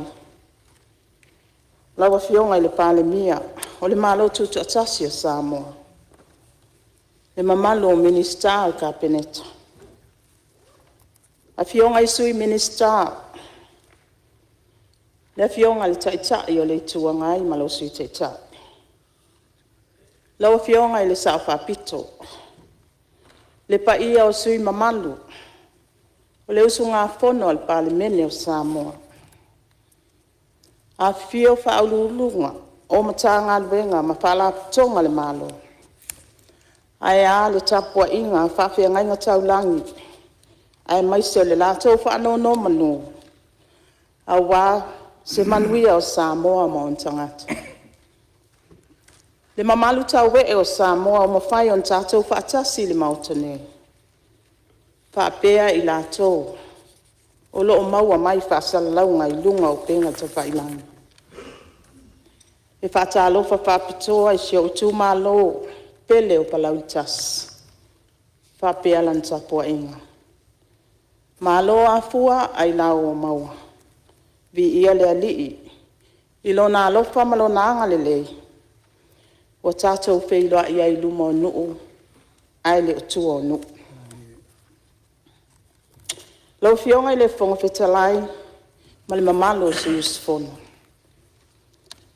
O le lima ai lea o paketi, taluna o tūlai mai o minister o tupi. Ina wau whato aulu whale le mauta le Palemene o Samoa. Sa o nofo i.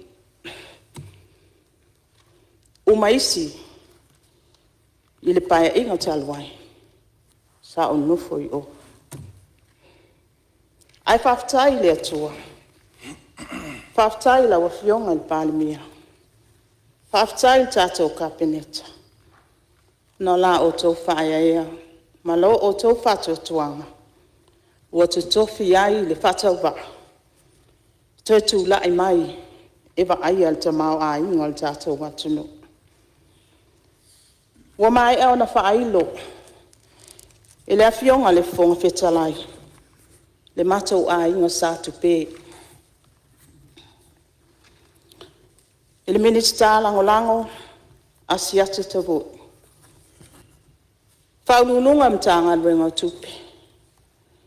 Whaulunga o le mtanga luenga o whaalaputonga le malo. Ai maise ai a matou whaalaputonga umai pē o na laulau wina matou laulau wina. Tapua i maia. Ia.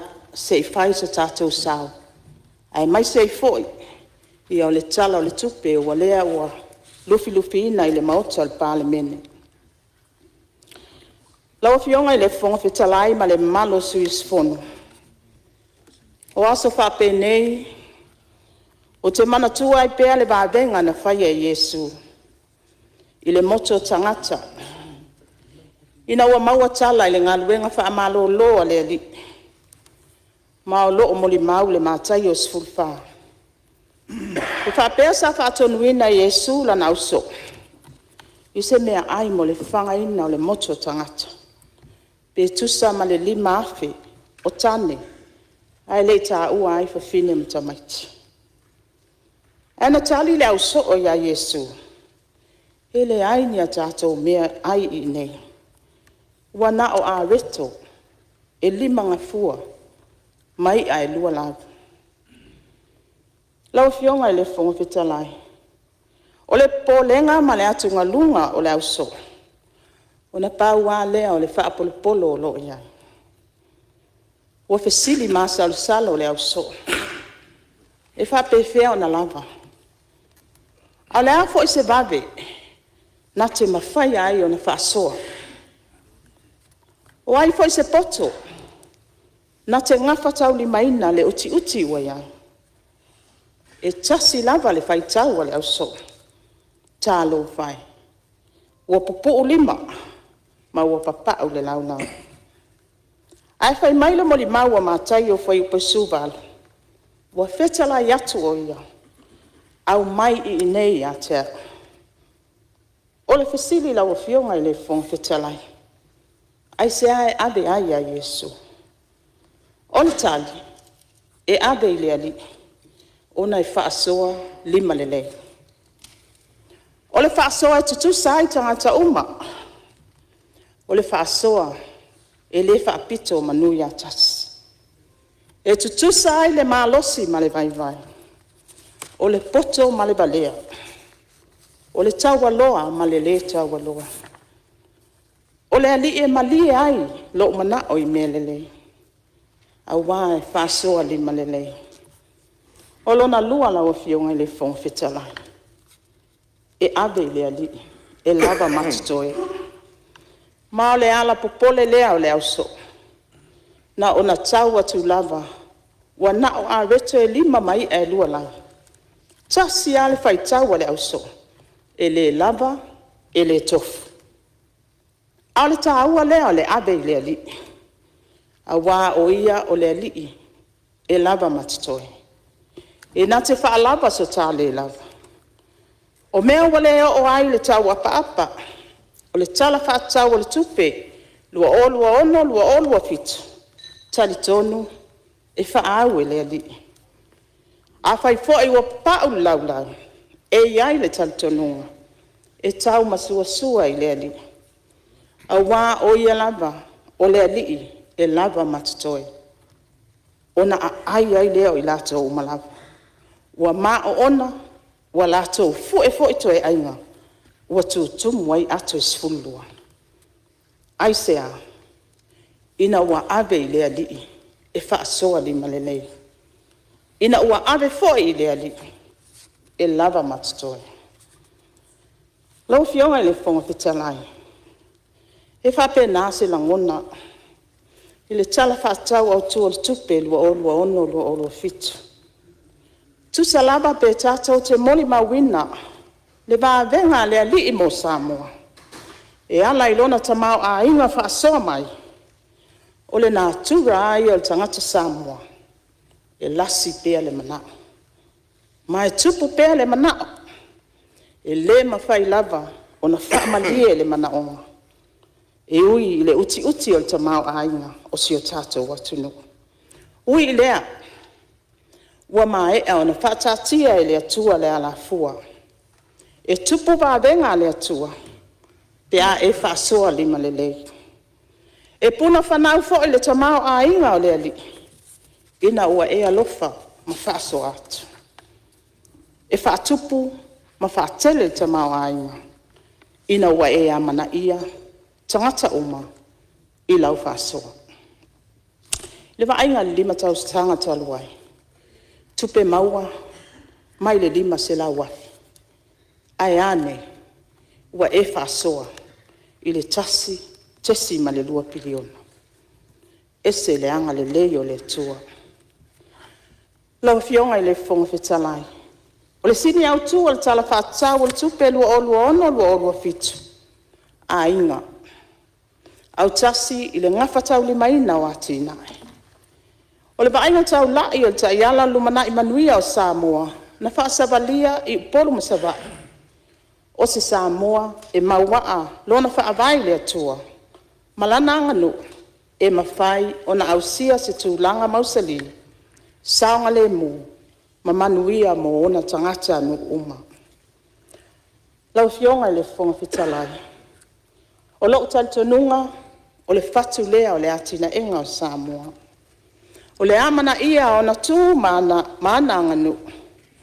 O le tātou whaatua tua i le atua. O le whaamautu wina ma whaamausali a inga. Manatu o le tātou matafa ioi tau ale whaatasi lea. Laua fionga i le fonga fitalai, peo na sila fia. E le whaingo fie le tāpena ina o le tala whaatau o le tupe. E se fulu 2 masina o whaatino pea nei tāpenanga. E taimata ali i pea le tūla fono tupe. Whapeta i ala ma whainga whaavai le mano. E 5 taita ina ai le tū whatasinga ma le mataitu ina. E sā ili e tāpena pena. E tau fuafua e tala noa ma whaasoa pea. E fitu na ina ia mulmuli tai pea i le tai ala lumana i manuia mo Samoa le whainga malo. Po ava enga o lo ave iai le whaamua mua. O le tāpenanga ina ia lava ma ia au le whaasoa. E whaatino ai fuafuanga mo matanga luenga uma ma whaala putunga ale malo. E tāpena mamau a wā aso leanga. Ina ia lava le whaasoa ma ngafa tau li maina. E mata i tū pea po wānisi a wala fau. E whaatupu ai pea le tamau a inga maana tupe maua. E le ngata i le whaafiso tai wa ainga tau lai al whainga malo. Ai tuli matai fo i whailo ilo. Ma wa ainga tau lai a malo au whaatasi al Pasifika. Po o atu langa al tamau a inga. Malu i tau o atu nu o al Pasifika. E le ngata i lea i matai tu fo i le tu langa al tamau a inga o le lalolangi. Whapea ai malu i tau te tele o le lalolangi. E whaatili lau mea i ai le wa ainga mamau. Lau fionga i le fonga fitalai. I le tāpenanga le tala le tupe. O lo iai lava whailo ilo e fua iai le tūlanga le tamau a inga o Samoa. Po o le lei, po o alu i luma, po o a ngai fo i tua. O le tamau a inga, o lo si tia pe al tatou tamau ainga. E tu sai ma fa maunga ma fa iloilo. Fa iloilo. Ile tau sanga fa tupe lua o lua fa lua o lua lima. Sa fa mawina le fa tesi ma lua pasene po le tolu tesi ma le ono piliona tala. E o mai ate se ma lua o lua lima wa si tia al tamau ainga le tasi tesi ma le balu pasene. Tau wal soifuanga. O le fa iloilo mo Samoa. Ina ia awane isili atu. Ma le tolu pasene le tau wal soifuanga. Ile tau sanga fa le tupe. Sa fa mawina ile tasi tesi ma le iwa pasene. E o mai a mati lua o lua ono. Ua pa u watu ile tasi tesi ma le lua pasene. O tupe fa leo leo. No fa mawina ile tasi tesi ma le ono sfulua piliona tala. O tato tu risi po tangata ta fa mai fafo. Ile tau sanga fa le tupe lua o lua fa lua lima. Sa fa mawina le lua se lau ma le iwa afe. Pai tawa fa i tu risi asiasi mai Samoa. Matupe maua, sa maua mai ailo na fa inga ono se lau lima sfurmalu. E o mai amati lua o lua ono, fa mawina le fa i tu risi. I se lau lima suvalu afe. Matupe maua ilo na fa. E lima se lau sfulu ono miliona. Ai a tatou tupe fa momoli. Le tau tua tua vai a tatou tangata. O leo tau tua ai tau malele mai atu no ifafu. Sa fa mawina ai le fa inga o tupe fa momoli. Ile iwa se lau tesi ma le ono miliona tala. O ai talafu. O loo so longa le lei le tatou tongi ai talafu. Fa maumaunga o mati lua olu ono. Wa iai nei tatou ai talafu le malo i lona fa. E ono se lau viva sfulu viva. Tesi ma le 5 miliona tala. E tusa lea ma le sfulu viva. Tesi ma le 5% o tamau a inga o Samoa. O se tasi fa ilo ilo taua. O le mativa ma le le tangulia. Ma le le tangulima. Pol tatou multi-dimensional poverty index. Ma le vai tau sanga lua o tasi valu lua o lua tolu. E tusa ma le 5 tau sanga. O faa mawina i le faa iti al fai taua faa i tangata. O loo a fia le mativa ma le tango 5. Ma le lua sfulu viva tesi ma le lua pasene. I le sfulu 5 tesi ma le lua pasene. O nei faa ilo ilo. E faa vai ato atoa o na maua e tangata po ainga. O abanoa mo mana onga faa vai. E peo mea ai. O soifua maa loloina. O fale saunga le mu ma male puipuia. Fa pea le sua vai mama. Male ngafa tau 5 ina. Ai al fesili la o fionga ile fong fetalai. Ai longa iai se mativa i Samoa. O lo o fau masoloi le tamau a inga o le atuno. Ma nei fa ilo ilo lo momoli mai iai se fa lo tele ia i tatou uma. Ai mai se tatou le Palemene. O lo tu langa le lei le tamau a inga o Samoa. Ai ui le tu langa lo iai nei. E le mawhai o na tatou walo tamala ai le tāpenanga o Samoa. Mo aso leanga. O le vainga mamau ilu i tau mawhawhita au li o le lalangi. O lo tutupu pea. Lau fionga i le fonga fetalai. Wa tatou moli mawina le tai whanae. O suinga te tele. Ma ua fia ai lo tatou watuno. O wha mai pipisi, o lo fea ngai pea malalangi. Ma ua o mai, o na ave malo losi Samoa. O le wha ngota wha asol tu la fonoina o le sami mangata i whale. O taua ma fe vai vai inga. O mala whale na atura i matangi mafui, malolonga. O suinga te tele, ma le maa ale ale o le tau le lalolangi atoa. O lu i taua upofaya malo, ma tupu ai le fe vai vai ai. Ma le le mautonu o se atunu. O fuala au whasaina ma le aisa, ua se sau whaafi. Le sau aina o tina ma whanau.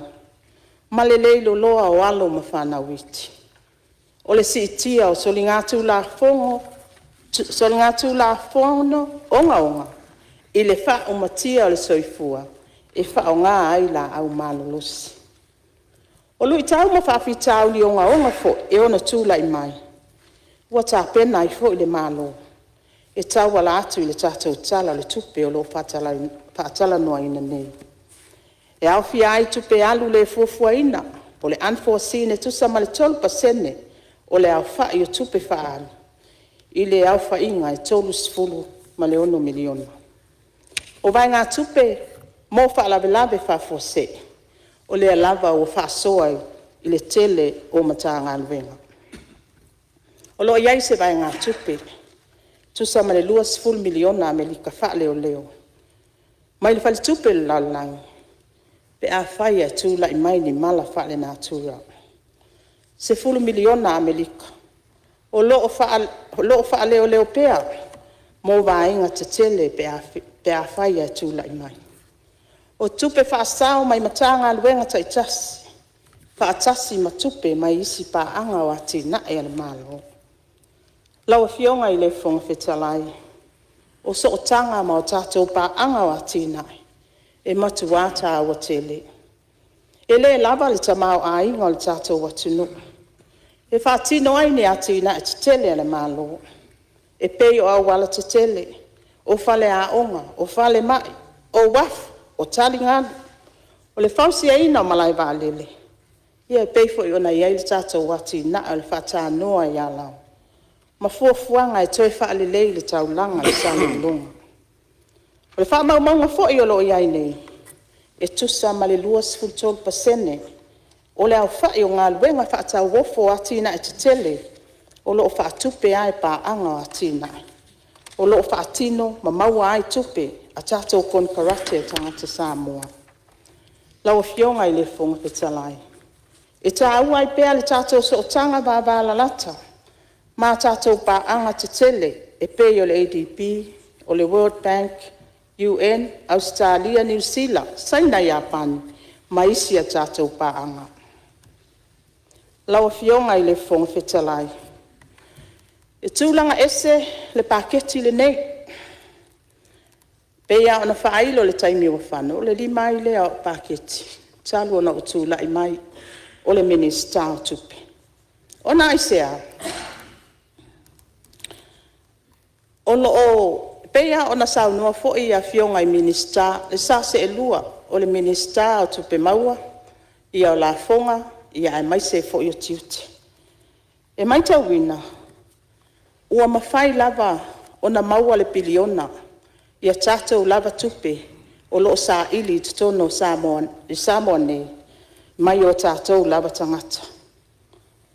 Ua tu SSA na foi, nisi o matanga luenga, ia o fia ile matanga luenga o la fonga, ma matanga luenga o tiute.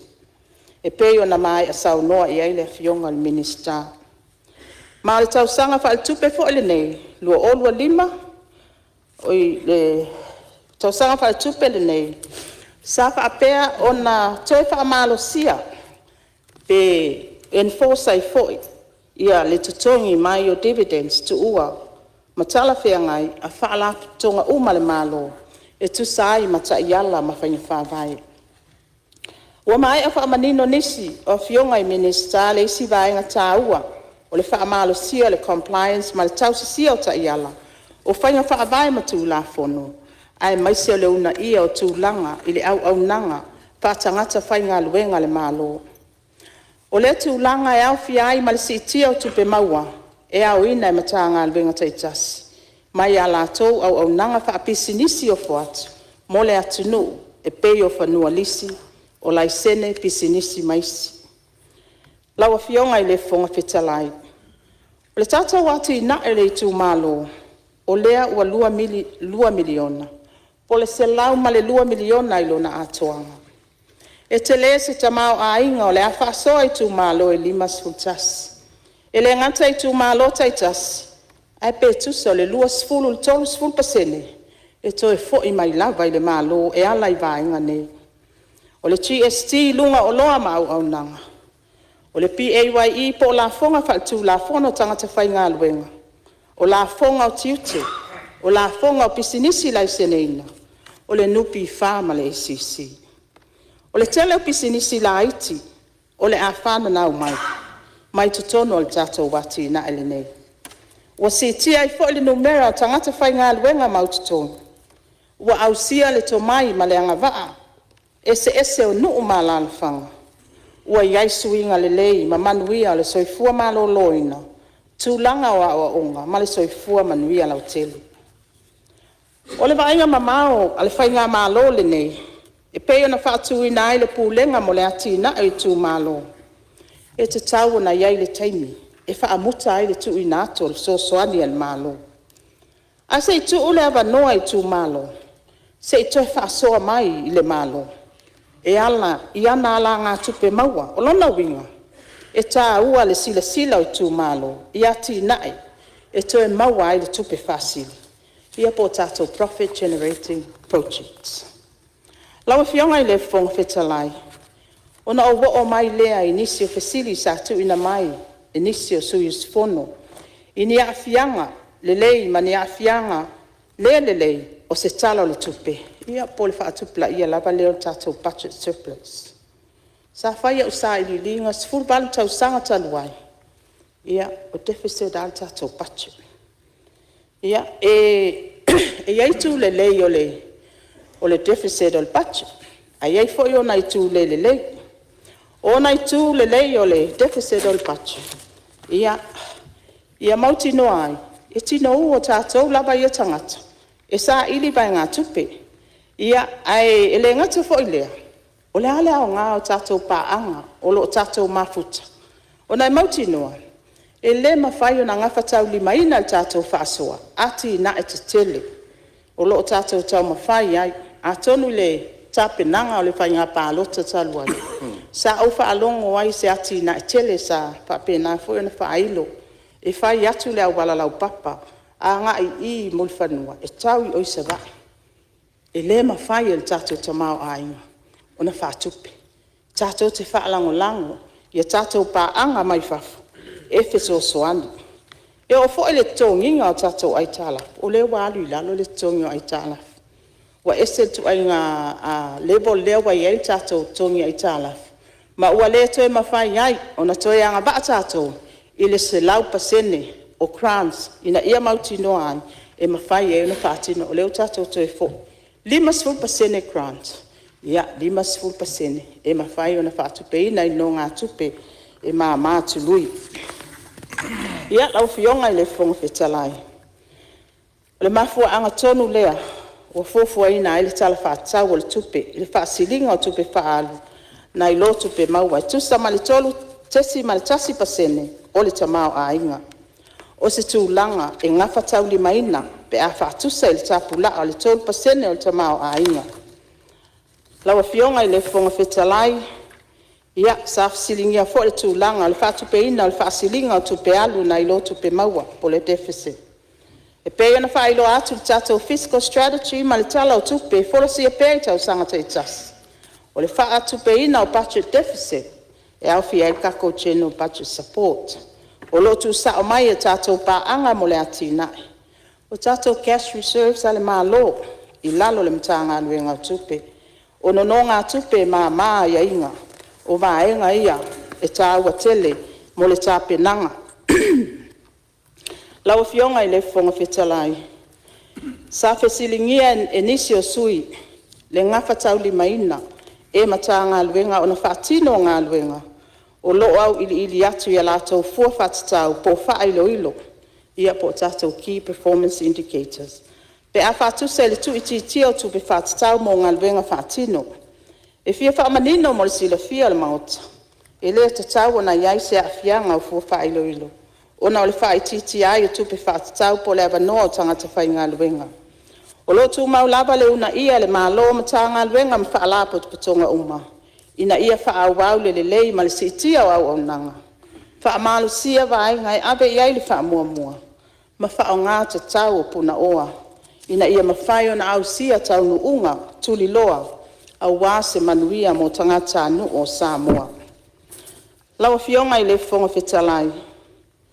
E iai ni sau noanga nā whea, pe fesilingi ai fo ile inflation, ia atonu wa tele ia tātou sau noanga foi, ia ale tele a tātou minister sa whailo ai tātou wāinga o le inflation. Lawa fionga i le fonga whetalai, ia na fesilingi ai se tasi o sui, se fuafuanga le paltupe tu tono Samoa. E matai tu inai, whaale tū la fono, tului ono no ngā tupe, a pisinisi la iti tau tupe. Ia, le taimi le nei, mo si le fia la wafionga le fonga fetalai, ia mai se fo i au sfono o Palemene. O lo wha ngā solo le ilo ina o tū la fono. Mo le au wina mai lalo, le wha au ngā luenga wha atontono, le wha tupe tu tono Samoa. Ia pisinisi la iti tau tupe nei. Ua mai atu sia, tū la fono tau wha au fia tolu. Mo le wha tupe tu tono Samoa. E wha atontono mai le wha foina o no ngā tupe. A pisinisi whaino no ngā tupe. O wha potonga whaino no ngā tupe. Mo tangata ta ito atasi. Whaapea mai Iuni no ngā tupe. E pea na whautua ina e sui mamalu. Se tasi leo sini au tū. O le tū ina mai o nei pisinisi la aiti tau tupe. I lalo le vava ainga le whal tupe tu tono Samoa. Ina ia mata i tū ina ma pū lea le lei. O le tū langa ma walunga o lo iai tu lui. O nei no ngā tupe i tu tono le atunu. Ua mai a fo i na whaia whaatanoanga po a tātou consultation. Ma i lato umai a fia i tū la fono tau whaofi nei e tolu. Ai mai se tangata e whaia lato pisinisi whaino no ngā tupe. Ma whaala potonga whaino no ngā tupe mo tangata tai to atasi. Ma lo iai le fuafuanga la wafionga i le fonga fetalai. E tu ina mai nei tū la fono tau whaofi le mauta. Ai le i maea te sema lua olua ono po se taimi i luma mai. La wafionga i le fonga fetalai. Whawhetai mo finangalo whaalia a sui. E whaatatau le anawa tau al tātou malo. Mo le Lautele ina o au nanga po le tau tua al tātou company i Vaalele a Samoa Airways. E ala lea i Vaalele titele mo malanga whaabao malo, ma fuafuanga al tātou malo. Mo le au mai o ni tātou Vaalele titele po le kaku jet operation relaunch. O se miti, mani nau ta inga sa whau po. Ma e tali tonu ma le whaatua tua i le atua. O le atau nuu wai ma le manuia a tātou fuafuanga. Moni Vaalele titele e whai maawe fua al tātou watunu. Po le tātou national carrier, the Samoa Airways. O le taimi nei, wa a matata pena ala fua po le business plan. Ina ia mauti noa, lona ngafa tau li maina. E pe iao na sau noa le fionga le Palemene le taimi o sola. O lo fa solo fo ita penanga mo le fa lau loa ina ia tunu i fafo. Amerika, Samoa o New Zealand, Australia ma Amerika. Mo tātou tangata no Samoa o lo au maui ia tunu. O lo fia faisa lātou sau e teu whaaffainga luenga mai aini a lātou tupe. I le ati na ina o tātou Vaalele titele o lo fofua ina. O lo ngā lue le komiti ma le ofisa o lo ia i Australia ma New Zealand. E tā pena vaenga talawhia ngai. Ia mauti noa o lo muli ta ia tu la fono anei atunu. Pe a whaatino whaalau i loa. Wa amatalia foli saili linga company konsale yeito mai whaapitoa i Vaalele Savili. Mo le ilo ina oni au wala talawhia ngai. Mo le whaatino ina o le anavatau al tātou malo. Mo le au nanga i Vaalele tele. Mo le taimile nei o lo te tala pia le abanoa. Mo i lātou o fina ngano e tu ina mai a lātou se leni mo nei wha moe moe. Ma o lo tau wala mai i le tātou utos. A tā lia le wha mai e ina o tā penanga. O lo o wha anga lue e le utos nei vai ngā tupe. Ia mauti noa le mau ato se tupe wha opopo. I le taimi nei se ia mai a fuafuanga uma mo le wha amatu ina i tu au sea a le company Vaalele. O le taimi nei o silia ma le afa miliona o wha mauina. Mai anga waa i lātou i ne whaapoponga i lātou teo ngā tupe mai le utos. Pe a mai a le nei tau sanga wha le tupe. A tā lia le amata aloa i ai o le nei wha moe moe. Lau fionga i le fonga fetalai. O te vai lupe ina lava ma le anganga wha alo a o se malure sa o lau fionga tamaitai minister. Ia o manatu foi o tauna whaisina tātou malolonga o fōu mai le malolua le afia fitulau. O nau manatu lea. La whatatia ese ngā ruenga le whono au whaitu la whono mo sina tātou malolonga lai titi. O le a whauau saunoanga le a fionga tamaitai minister o tupe pe a tātou fo i mai le malolonga.